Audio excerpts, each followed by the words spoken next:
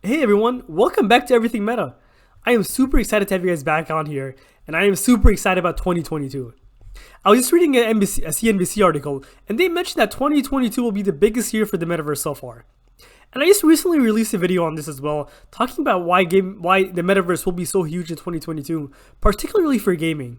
I really wanted to reiterate that fact, and I really wanted to touch on why the metaverse will be so big in 2022, particularly with so many of the big tech companies really getting involved and dipping their toes in as well. What we see right here is that some of the largest companies in the world, they're making huge bets on the metaverse, and it's only going to make the metaverse bigger.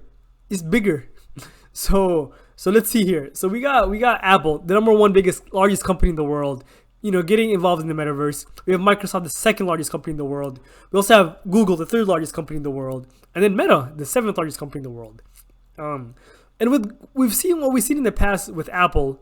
If you guys may remember or not, back in 2007 they released their first iPhone.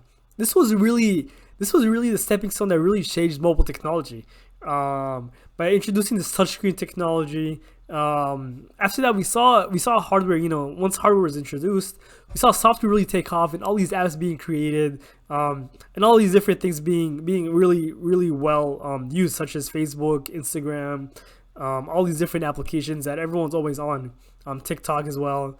But what the next step is that we'll see a lot of these companies are investing in a lot more hardware as well, so that the metaverse can really reach its full potential. In the middle here, I have a picture of Ready Player One. I don't know if you guys have seen that movie yet, but it's one that I watched over break, and I really loved it. It's one I'll plan to do a review on it in the near future. But it's really cool seeing how all this hardware that they have allows the main character to really dive into the metaverse. So let's take a look at Apple first. So Apple, one thing with Apple is that they recently started introducing lidar sensors and ARKit softwares into their iPhones. And what this does, it allows developers to really use the sensors that come with these iPhones. It really allows them to really make use of VR and AR. And that's something that the sky ends up being the limit. You have these developers getting involved, and you can really develop a bunch of applications now. And what Apple is also doing is that they're really laying the foundation essentially. And we are expecting them in 2022 to release a high-end headset that mixes virtual reality and augmented reality. We don't know a lot of information about it yet, as you know, Apple likes to keep their mouth shut, but it's something that we're expecting to come by this year. So we're pretty excited to hear what happens. Next on the list is Meta. Obviously Meta, originally named Facebook, took 2021 to really change its name to Meta, and this really showed how dedicated they were to focusing on the metaverse. One thing about Meta is that they own Oculus. Oculus is its VR hardware, and it accounts for 75% of the market.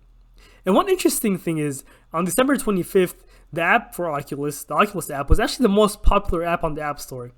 And the reason for that was, a lot of people were getting the Oculus as Christmas presents, and that just shows, there were a lot of people getting as Christmas presents and downloading the app. So it's starting to really, people are really starting to really look into it a lot more, start making purchases in the area, and really get involved. And what they also recently did last year was launch Horizon Worlds, which is like this social platform that allows you to really go into this virtual world and hang out with friends, attend concerts, do a lot of cool different things. And I do have a video that I've touched on this before, but hopefully in the future, I'll get a chance to really stream how it goes down in there. But in addition to that, Meta has also made a bunch of acquisitions in the area as well, in an effort to really help them solidify their programs and really work on creating good hardware and software as well. Next on the list, we have Google. You may or may not remember this, but Google actually released Google Glasses in 2013.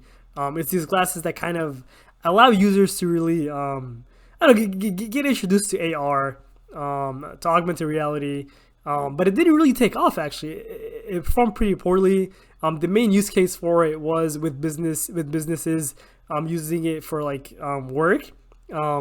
But since then, they've really taken 2021 and 2022 to really start focusing a lot more on this, and that includes acquiring different startups and hiring very heavily. They're really focused on hiring a bunch of teams that can focus on creating operating systems for AR, So there's a lot more to come on that, and we're really excited to see what happens. Last on the list we have is Microsoft. Now, Microsoft actually created the first fully featured headset in 2016 called the HoloLens. Now, the HoloLens, it's pretty expensive. It's over $3,000. So the main use cases for it have been enterprises and military. With military recently made a big order that got pushed to 2022. But the HoloLens really allows users as well to really dig into the metaverse. What they announced Mesh. Mesh is this 3D hologram program where it works best for teams. Like, let's say you have a meeting with someone, you're able to really join Mesh, and you can just create a hologram of someone right in front of you. So it allows you to kind of bring someone that's physically far away from you, bring them virtually closer to you. And in addition to that, they've also been investing a lot in cloud services with an effort to make that public this year. So there's a lot of stuff going on, and a lot of stuff that are going to be introduced in 2022. And I think it's really important for us to be on the forefront of it. I think we need to start really, we're going to see a lot of news flows happening. We're going to see a lot of information coming. And I think we really need to really focus on this. We need to really understand what's going on.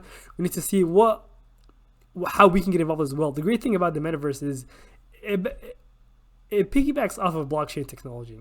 And the great thing about blockchain technology is that it's decentralized. And by it being decentralized, it allows people like you and me to make investments in it as well, and really get our hands dirty as well, and kind of reap some of the benefits, because it's so early on. And 5-10 years from now, this is going to be even bigger than it is right now, and it's just an opportunity for us to really understand a lot more, to really look at the different investments. So thank you guys for making it this far in the video. Please join me as I keep digging deeper into this, really understanding what's out there, and digging into everything meta. Thank you.